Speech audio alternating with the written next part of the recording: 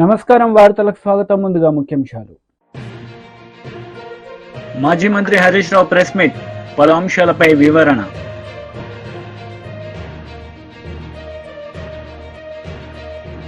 మాజీ మంత్రి Ambati Rambabu press meet, TDP నేతలపై fire. YCP leader Ambati Rambabu media సమావేశం నిర్వహించారు. ఈ సందర్భంగా పలు అంశాలపై ఆయన మాట్లాడారు. లోకేష్ గారు, నారా లోకేష్ గారు నిన్న ఒక ట్వీట్ చేశాడు. Z+ భద్రత ఉన్నా ఇంకా ఆ అభద్రత ఎందుకు జగన్? Z+ భద్రత ఉన్నా ఇంకా అభద్రత ఎందుకు జగన్? దాని ఏమంటే ఇప్పుడు జగన్కున్న భద్రత ఎంత అంటే Z+ భద్రత 58 మందితో సెక్యూరిటీ, 2 ఎస్కాట్ బృందాలు, 10 మంది సాయుధ గార్డులతో భద్రత, కాన్వాయ్లో 2 అత్యాధునిక ల్యాండ్ క్రూయిజులు, బుల్లెట్ ప్రూఫ్లు. చూడండి, ఆయన నిన్న ట్వీట్ చేశాడు. నేను అడుగుతా ఉన్నా, చంద్రబాబు నాయుడు గారు కుమారులు మీరు, మంత్రివర్గంలో సభ్యులు మీరు, ఎందుకని ఇన్ని పచ్చి అబద్ధాలు ఆడతారు? ఇది ధర్మమేనా? లోకేష్ గారు, మీకు ఇంకా బుర్ర వికసించినట్టుగా అనిపిస్తుంది. నిక్కర్లు వేసుకుని గోలీకాయలు ఆడుకునే పద్ధతుల్లో మీరు మాట్లాడుతున్నారు. ల్యాండ్ క్రూయిజులు ఉన్నాయా? చూపించాయా బాబు, నాకు తెలియకూడదు. లోకేష్ గారు, నారా లోకేష్ గారు, ఎడ్యుకేషన్ మినిస్టర్ గారు, జగన్మోహన్ రెడ్డి గారి కాన్వాయ్లో ల్యాండ్ క్రూయిజులు ఉన్నాయి అని మాట్లాడుతున్నాడు. ల్యాండ్ క్రూయిజులు ఉన్నాయంట. మా ఎక్కడ కనపడలేదు. నిన్న మొన్న తిరిగాం. ల్యాండ్ క్రూయిజులు ప్రభుత్వం సప్లై చేసిందా? బుల్లెట్ ప్రూఫ్ కార్లు, కార్లు ఏంది? బుల్లెట్ ప్రూఫ్ కార్లు ఎన్ని ఉన్నాయబ్బా? బుల్లెట్ ప్రూఫ్ కార్లు అంటే బహువచనం వాడావు కదా. ఒక్క బుల్లెట్ ప్రూఫ్ కారు ఇచ్చారు, అది కూడా లోపభూయిష్టమైనటువంటి కారు. షెడ్లో ఉండి బాగు చేయకోకుండా పంపించారు. మొదటి రోజున ఆయనతో పాటు నేను కూడా ప్రయాణం చేశాను. వినుకొండ వెళ్ళేటప్పుడు ఇక్కడ ఇంటి దగ్గర ఆ బుల్లెట్ ప్రూఫ్ కారు ఎక్కాం, సఫారీ. ఖచ్చితంగా టోల్ గేట్ యువతలే అనుకుంటా, అవతల గుర్తులేదు. వెళ్ళేటప్పటికి లోపల ఏసీ సరిగా రావడం లేదు, పైన వర్షం పడతా ఉంది, అద్దాలన్నిటికీ మంచు పట్టింది, దోవ కనపడటం లేదు, కుయ్యమని వెళ్తా ఉంది. వెళ్ళే పరిస్థితి లేదు. దిగి ప్రైవేటు వాహనంలో వెళ్ళవలసినటువంటి పరిస్థితి ఏర్పడింది. అక్కడ దాకా ఎందుకబ్బా? ఇవాళ కోర్టులు ఏమన్నారు? మీ న్యాయవాదే, ప్రభుత్వం తరపున న్యాయవాదే, ఏమండి ఆ కారు బాగోలేదు మాట నిజమేను, స్పేర్ పార్ట్స్కి ఆర్డర్ ఇచ్చాము, అవి వచ్చేదాకా కొత్త కారు పంపిస్తాం అన్నారు. ఏంది నారా లోకేష్ గారు, మీరు మాట్లాడే మాటలు, మీరు చేసే ట్వీట్లు, ఏం మాట్లాడారు మీరు? ఏం అంటున్నారు మీరు? ఇది బుల్లెట్ ప్రూఫ్ కార్లు అంట. ఎందుకండి ఇంత పచ్చి అసత్యాలను ప్రచారం చేసేటటువంటి ప్రయత్నం మీరు చేయటం చాలా దురదృష్టకరమని మనవి చేస్తున్నా. అలాగే ల్యాండ్ క్రూయిజులు అన్నారు. 10 మంది సాయుధ గార్డులతో భద్రత. అయ్యా, 10 మంది సాయుధ గార్డులతో భద్రత జగన్మోహన్ రెడ్డి గారు ఎమ్మట ఉండేది ఇద్దరు, 10 మంది కాదు. మీరు కేటాయిస్తే కేటాయించుండవచ్చు, వాళ్ళందరూ గార్డులు చుట్టుపక్కల ఉంటారు, ఇంటి చుట్టూరా. ఆయన వెంట ఎక్కడికన్నా వెళితే 2 మాత్రమే సెక్యూరిటీ ఆఫీసర్స్ ఉంటారు. మీరు ఏర్పాటు చేసినటువంటి విధానం అది. ఈ విషయాన్ని మీరు గమనించాలని మనం. మీకైతే మాత్రం చాలా భద్రత కావాలి, జగన్మోహన్ రెడ్డి గారికి అయితే మాత్రం భద్రత అవసరం లేదు అనేటువంటి పద్ధతుల్లో మీరు వ్యవహరిస్తున్నారు. మాజీ మంత్రి హరీష్ రావు మీడియా సమావేశం నిర్వహించారు. ఈ సందర్భంగా పలు అంశాలపై ఆయన మాట్లాడారు. విధానం లేకుండా అడ్డదిడ్డంగా ఈ రాష్ట్ర ప్రభుత్వం వ్యవహరిస్తూ ఉంది. ముఖ్యంగా నిన్న మెడికల్ అడ్మిషన్స్ విషయంలో MBBS సీట్ల అడ్మిషన్ల ప్రక్రియకు వైద్య ఆరోగ్య శాఖ ఏ నోటిఫికేషన్ అయితే ఇచ్చిందో, ఇది మన తెలంగాణ విద్యార్థులకు, భవిష్యత్ తరాలకు తీరని నష్టం చేసే విధంగా ఉంది. అంటే మన పిల్లలే మనకు స్థానికేతరులుగా మారే ప్రమాదం, తెలంగాణ బిడ్డలు తెలంగాణకు స్థానికేతరులుగా మారే విధంగా ఉంది. అంటే కనీస అధ్యయనం లేకుండా MBBS BDS అడ్మిషన్ల విషయంలో ప్రభుత్వం అమలు చేస్తున్న కొత్త నిబంధనలు ఏవైతే ఉన్నాయో అవి విద్యార్థుల ప్రయోజనాలు దెబ్బతీసే విధంగా ఉంది. ముఖ్యంగా ఇక్కడ 2-3 విషయాలు చాలా ప్రధానమైనటువంటివి. తెలంగాణ ఉద్యమం మీకు తెలుసు, నీళ్లు, నిధులు, నియామకాలు 3 అంశాల మీద జరిగింది. అందులో నియామకాలకు సంబంధించి కేసీఆర్ గారి ప్రభుత్వం మన ఆకాంక్షలు నిజం చేసింది. ఎట్లా? అప్పుడు మన ఉద్యోగాలు మనకే దక్కాలి. ఆ రోజుల్లో ఏంటంటే 60% లోకల్ రిజర్వేషను, 40% నాన్ లోకల్ అని ఓపెన్ కోటాని నింపేవాళ్ళు. 70-30, 60-40లుగా నింపేవాళ్ళు. కానీ గౌరవనీయులు కేసీఆర్ గారు చాలా శ్రద్ధ పెట్టి రాష్ట్రపతి ఉత్తర్వుల సవరణ చేసి 95% లోకల్స్కు, మన తెలంగాణ బిడ్డలకు ఉద్యోగాలు దక్కే విధంగా రాష్ట్రపతి ఉత్తర్వుల్లో సవరణ చేసి ఇది మనం జీవో నంబర్ 124 2018 సంవత్సరంలో జీవో 124 ఇచ్చాం. ఇందులో దీనివల్ల ఏం జరిగింది? రాష్ట్రంలో ఉద్యోగ నియామకాల్లో 95% ఉద్యోగాలు ఆ జిల్లా బిడ్డలకు, తెలంగాణ బిడ్డలకు దక్కే విధంగా ఇది మనము ఉద్యోగ నియామకాలకు లోకల్ రిజర్వేషన్ను సాధించాం. గతంలో ఉండేది ఏంది? 60-40, 70-30, అంటే 40% మంది పక్క రాష్ట్రం వాళ్ళు వచ్చి ఓపెన్ కాంపిటీషన్లో తెలంగాణలో ఉద్యోగాలు పొందే అవకాశం ఉండేది. 30% మంది స్థానికేతరులు, తెలంగాణేతరులు కూడా తెలంగాణలో ఉద్యోగాలు పొందే అవకాశం ఉండేది. కానీ ముఖ్యమంత్రి గారు స్వయంగా రాష్ట్రపతి గారిని కలిసి, ప్రధానమంత్రి గారిని కలిసి, తాను స్వయంగా ఢిల్లీకి వెళ్ళి కేసీఆర్ గారు 95% ఉద్యోగాలు తెలంగాణ బిడ్డలకు దక్కే విధంగా ఉద్యోగ నియామకాల్లో మేము సవరణ చేశాం. ఇది ఎప్పుడు? 2018లో జీవో 124 ద్వారా 95% ఉద్యోగాలు స్థానికులకు దక్కే విధంగా సాధించింది బీఆర్ఎస్ ప్రభుత్వం. అయితే విద్య విషయంలో కూడా మనం చేసుకోవాల్సిన అవసరం ఉండే. కానీ ఎస్ఆర్సి స్టేట్ రీఆర్గనైజేషన్ యాక్ట్లో ఏం చెప్పారు వాళ్ళు? 10 ఏళ్ల పాటు తెలంగాణ, ఆంధ్రప్రదేశ్లో అడ్మిషన్స్లో, ఎడ్యుకేషన్ అడ్మిషన్స్లో పాత పద్ధతి యథావిధిగా కొనసాగుతుంది. అంటే 15% ఏదైతే ఓపెన్ కోటా ఉందో, ఆంధ్రాలో 15%లో తెలంగాణ విద్యార్థులు వెళ్ళొచ్చు, తెలంగాణలోని విద్యాలయాల్లో 15% ఆంధ్ర విద్యార్థులు ఇక్కడ రావచ్చు. ఈ పద్ధతిని మరో 10 ఏళ్ల పాటు యథావిధిగా కొనసాగించాలని రాష్ట్ర విభజన చట్టంలో చెప్పారు. అందువల్ల దాన్ని మేము మార్చలేకపోయాం. మీకు ఇంకా బాగా అర్థం చేసుకోవడానికి, ఎందుకంటే ఇది చాలా ముఖ్యం. ఒక్కొక్కరు డాక్టర్ కావాలని జీవితాంతం కలగంటారు. పిల్లలే కాదు, తల్లిదండ్రులు కూడా రాత్రింబవళ్ళు కష్టపడి పిల్లల్ని చదివిస్తారు. పిల్లలు కూడా నిద్రాహారాలు అని ఒక డాక్టర్ కావాలని జీవితం అంతా తపన పడుతుంటారు. అలాంటి పిల్లల భవిష్యత్తుతో ఇలా రాష్ట్ర ప్రభుత్వం చెలగాటమాడుతూ ఉంది. నిజంగా మేము ఉన్నప్పుడు మీకు తెలుసు 2850 ఎంబీబీఎస్ సీట్లుంటే కేసీఆర్ గారి ప్రభుత్వం రాష్ట్రంలో ఎంబీబీఎస్ సీట్ల సంఖ్యను 9000కు పెంచింది. 2850 సీట్లను 10 ఏళ్లలో 9000 ఎంబీబీఎస్ సీట్లకు పెంచిన ఘనత బీఆర్ఎస్ ప్రభుత్వంది, మా నాయకుడు కేసీఆర్ది.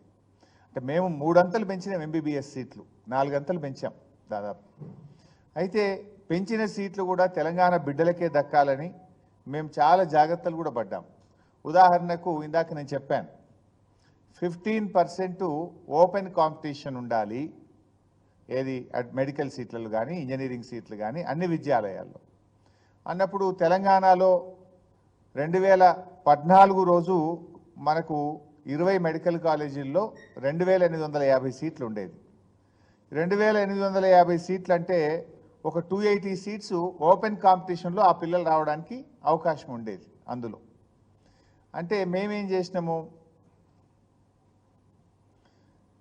మేము బాగా ఆలోచించి తెలంగాణ వచ్చిన తర్వాత మెడికల్ కాలేజీలు బాగా పెట్టాం కదా, 20 నుంచి 36 మెడికల్ కాలేజీలు అయినాయి.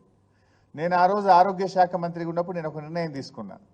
తెలంగాణ రాష్ట్రం వచ్చిన నాటికి ఎన్ని మెడికల్ కాలేజీలు ఉన్నాయో దాంట్లో మాత్రం.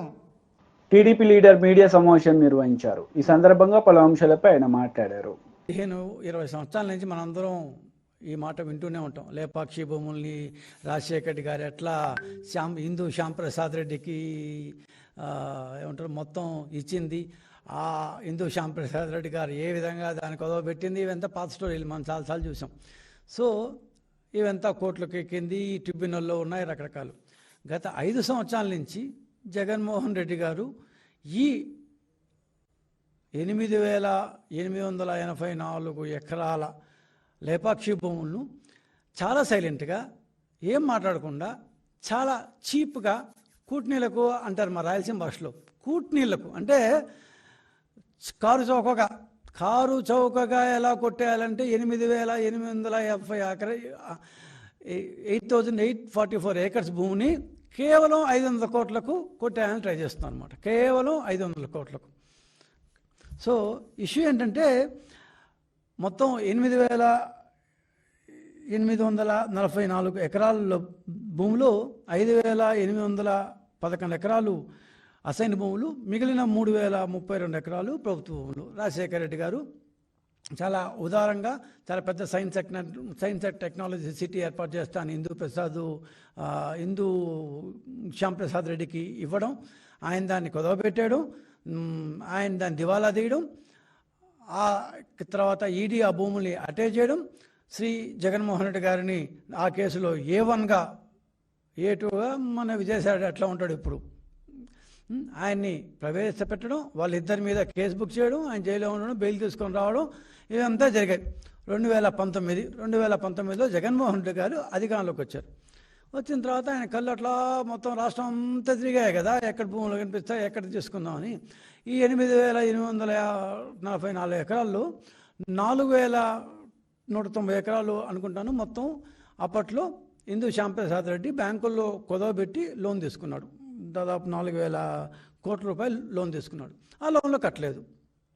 కట్టకపోతే బ్యాంకులు వచ్చాయి, మా దగ్గర లోన్ తీసుకున్నాడు ఆయన కట్టలేదు, సో ఆయన కుదవబెట్టిన మేము ఆ భూములు గ్యారంటీగా పెట్టుకొని ఇచ్చాము, ఆయన కుదవబెట్టిన భూముల్ని మాకు ఇప్పించేసేయండి అని చెప్పి ట్రిబ్యునల్లో దాఖలు చేశారు. చూడ్డానికి బాగానే ఉంటుంది ఇది, కానీ ఇది బోల్ట్ రూపం అంటే BOLT build operate lease transfer రూపంలో వచ్చింది అది. సో 119 కోట్ల రూపాయలకి రైతుల దగ్గర APIIC అంటే అప్పటి ఆంధ్రప్రదేశ్ ఉమ్మడి ఆంధ్రప్రదేశ్లోని ఆంధ్రప్రదేశ్ ఇండస్ట్రియల్ ఇన్ఫ్రాస్ట్రక్చర్ కార్పొరేషన్ రైతుల దగ్గర నుంచి 119 కోట్ల రూపాయలకి 8,000 ఏకర్స్ ఇంక్లూడింగ్ గవర్నమెంట్ భూమి.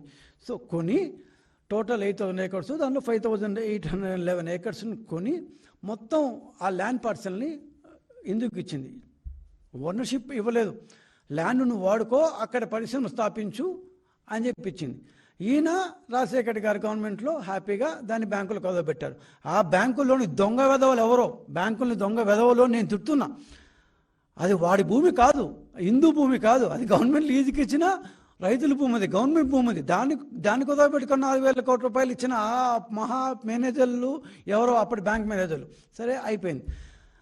ఆయన భూమి కాని భూమిని కొత్త పెట్టేసుకొని ఆయనకి 4,000 కోట్లు ఇచ్చారు, ఆయన దివాళా తీశారు. వీళ్ళు వచ్చి మా భూములు మాకు ఇప్పించండి, మా యొక్క అప్పులు మాకు ఇప్పించండి, లేకపోతే మాకు ఆ భూములను ఇప్పించండి అని వైసీపీ లీడర్ మీడియా సమావేశం నిర్వహించారు. ఈ సందర్భంగా పలు అంశాలపై ఆయన మాట్లాడారు. అది కూడా మాదే కుట్ర అంటూ ఉన్నారు.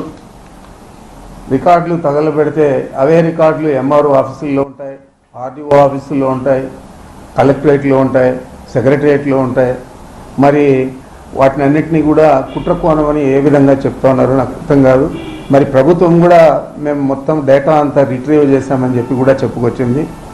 ఇందులో కుట్ర ఏముంది, మేము చేశామని ఎలా చెప్పుకోగలుగుతున్నాం? మీ పార్టీ కార్యకర్తలను నాయకులను అడ్డం పెట్టుకొని వాళ్ళ చేత తప్పుడు ఫిర్యాదులు చేయించుకొని మాపై బోధ దల్లే ప్రయత్నం మీరు చేస్తూ ఉన్నారు. ఎలాంటి ఆధారాలు లేకుండా కొంతమంది అధికారులు అత్యుత్సాహం చూపుతూ ఉన్నారు. మరి వాస్తవాలు మీ దగ్గర ఉంటే, ఆధారాలు ఉంటే తప్పకుండా వాటిని నిరూపించండి. లేదంటే తప్పుడు ఆరోపణలు చేసి చంద్రబాబు ఉచ్చులో తగులుకోవద్దండి అని చెప్పి నేను అధికారులను కోరుతా ఉన్నాను. తప్పుడు పనులు చేయాల్సిన అవసరం నాకు కానీ మా కుటుంబ సభ్యులకు కానీ అవసరం లేదు. నేను 7 సార్లు శాసనసభ్యుడిగా ఉన్నాను. మా కుమారుడు 3 సార్లు పార్లమెంట్ సభ్యుడు, మా తమ్ముడు 2 సార్లు శాసనసభ్యుడు. మరి ప్రజాదరణ అభిమానం ఉంటేనే ఇన్నిసార్లు రాజకీయాల్లో కొనసాగుతామని చెప్పి వారికి ప్రత్యేకంగా చెప్పనక్కర్లేదు. మరి మా పేరుతో ఉన్న భూములు, ఇతర ఆస్తులన్నీ కూడా ఎన్నికల అఫిడవిట్లో పేర్కొన్నాం. అఫిడవిట్లో పేర్కొన్న ఆస్తులు తప్ప మాకు ఏ ఆస్తులు కూడా లేవు. మరి మదనపల్లి కేసుకు సంబంధించి సిఐడికి అప్పగించిన, సిబిఐకి అప్పగించిన నాకు ఇబ్బంది లేదు. ఆ కేసుకు నాకు ఎటువంటి సంబంధం లేదు. కానీ వైసీపీ నాయకులపై కేసులు వేసి వారిని వేధించే ప్రయత్నం చేసేదే కాకుండా వారి ద్వారా నా పేరు చెప్పించే దానికి ప్రత్యేకంగా ఈ కుట్ర చేస్తూ ఉన్నారనేది ఈ రాష్ట్ర ప్రజలందరికీ కూడా తెలుసని చెప్పి కూడా మీకు మనవి చేస్తూ ఉన్నాను. గతంలో పుష్కరాల్లో చనిపోయారు చంద్రబాబు ఆధ్వర్యంలో. ఈ మధ్య ఎలక్షన్ అయిన తర్వాత చాలామందిని అతి దారుణంగా హత్యలు చేశారు. మరి చాలామంది చిన్న పిల్లలందరినీ కూడా మానభంగం చేశారు. మరి ఈ వీటిల్లో వేగవంతంగా మీ ప్రభుత్వం పనిచేసిందా? మరి ఏదో అక్కడ రికార్డులు కాలిపోయినాయి, ఆ అత్యవసరంగా పోవాలని చెప్పి హెలికాప్టర్ ద్వారా డీజీపీని పంపించి దీని మీద ఒక పెద్ద ఇది కేసు, చాలా ప్రమాదం, ఇది ఈ రాష్ట్రం అంతా కూడా కూలిపోతుంది అని చెప్పే లెక్కలో మీరు చేశారు.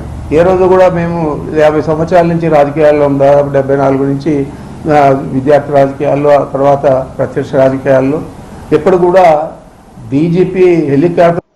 బీఆర్ఎస్ లీడర్ మీడియా సమావేశం నిర్వహించారు. ఈ సందర్భంగా పలు అంశాలపై ఆయన మాట్లాడారు. కర్రా అని బోగస్ కంపెనీలు, ఫ్రాడ్ కంపెనీలనే అనుకున్నాం, కానీ ఇప్పుడు ఒక కుటుంబ కంపెనీ కూడా వచ్చింది. ఉద్యమంలో కొట్లాడి, ఎన్నికల్లో నిలబడి, ఓట్లు తెచ్చుకొని, రికార్డు స్థాయిలో ఓట్లు తెచ్చుకొని, హరీష్ రావు గారు కానివ్వండి, కేటీఆర్ గారు కానివ్వండి, ఉద్యమంలో పాల్గొన్న కవిత గారిని కానివ్వండి, తీవ్రంగా కుటుంబ పాలన అని అటాక్ చేశారు. కానీ తెలంగాణ ఉద్యమంలో ఎక్కడ కూడా కనబడని, ఇప్పటి వరకు ఎలక్షన్స్లో కూడా పాల్గొనని, మరి పార్టీకి ఏమైనా పనిచేసిర్రో లేదో తెలియదు, కానీ ఒక దండుపాల్యం బ్యాచ్ అసలైన కుటుంబ పాలన, దోపిడి పాలన ఎలా కనబడుతున్నది. ఒక బ్యాచ్ ఏమో ఆస్ట్రేలియాలో ఉన్నది, అనుముల కొండల్ రెడ్డి గారి బృందంలో. ఇప్పుడే వస్తుంటే హైదరాబాద్ నగరంలో మొత్తం గోడల మీద పోస్టర్లు కనబడ్డాయి. అరే ఎవరో ఇప్పుడే జూల నుంచి ఒక సింహం బయటకు వచ్చింది, సింహం పోస్టర్ వేసిరు, ఎవరినే అని చూస్తే తిరుపతి రెడ్డి గారి, అనుముల తిరుపతి రెడ్డి గారి బర్త్డే అంట. మొత్తం హైదరాబాద్ గోడలంతా అనుముల తిరుపతి రెడ్డి గారికి అప్పచెప్పేసారు. వీళ్ళిద్దరు ఇట్లుంటే నేనేమన్నా వెనుకకు పోయినానా, నాకు కూడా ఏమన్నా చేయాలి కదా, అన్న ముఖ్యమంత్రి అయిండు అని అమెరికాలో ఉన్న జగదీష్ అనుముల గారు,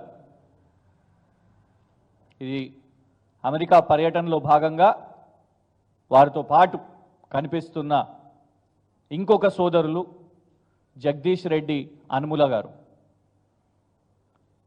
నిన్న స్వచ్ఛ బయో ప్లాంట్ తోని ఎంఓయు ఒప్పందాలు 1000 కోట్లు అని ప్రకటించింది ముఖ్యమంత్రి గారి కార్యాలయం. ముఖ్యమంత్రి గారు ప్రకటించారు. ఇందులో వారు వేసిన ట్వీట్లో, వారు చేసిన ప్రకటనలో, మీడియా ప్రకటనలో సునంగీత్కి చెందిన ఒక సైంటిస్ట్ పేరు ప్రవీణ్ పరిపాటి గారు, వారు ఇక్కడ ఉన్నారు. ఓకే, మరి ఇందులో స్వచ్ఛ బయో వాళ్ళు ఎక్కడున్నారు, ఎవరు అసలు, వీళ్ళందరూ ఎవరు అని ఒక స్టడీ చేస్తే అసలు స్వచ్ఛ బయో అనే సంస్థ దాని రిజిస్ట్రేషన్ డీటెయిల్స్ చూస్తే ఇది కేంద్ర ప్రభుత్వం companies act, ministry of corporate affairs నుంచి తీసిన డాక్యుమెంట్.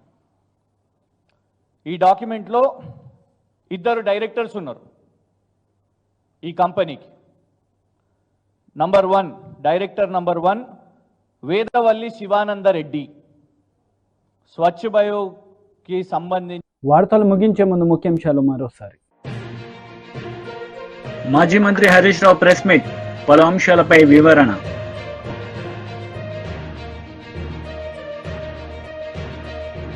మాజీ మంత్రి Ambati Rambabu press meet, TDP నేతలపై ఫైర్. ఈ వార్తలు ఇంతటితో సమాప్తం. తిరిగి ప్రసారమయ్యే వార్తల్లో మళ్ళీ కలుద్దాం. అంతవరకు సెలవు. నమస్తే.